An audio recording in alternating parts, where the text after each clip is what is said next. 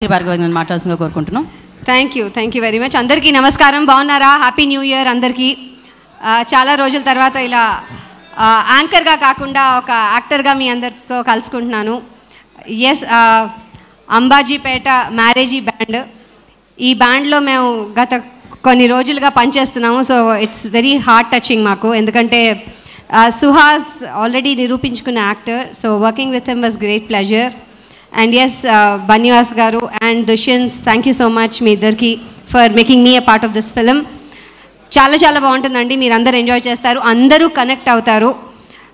ఇది మీరు అంటారు కదా, నవరసాలు ఉంటాయని అంటాం కదా మనం సినిమాల్లో, అలా నవరసాలు కలిగిన ఒక కంప్లీట్ ఫిలిం మీరు అందరూ ఎంజాయ్ చేస్తారు. అండ్ ఆ పల్లెటూరులో వెళ్ళి చేసిన వాతావరణం అవన్నీ కూడా చాలా చాలా అందంగా చిత్రీకరించారు.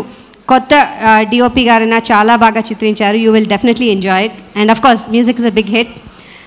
నేను ప్రత్యేకంగా చెప్పాల్సింది డెఫినెట్గా నలుగురు గురించి.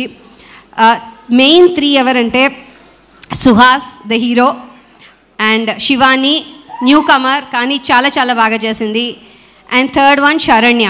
వీళ్ళు ముగ్గురు 3S.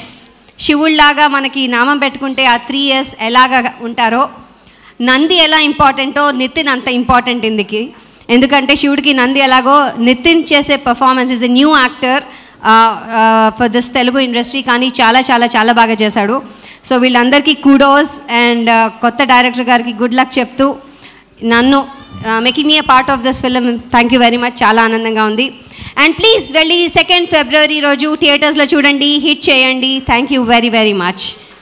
థ్యాంక్ యూ గాయత్రి గారు, థ్యాంక్ యూ సో మచ్.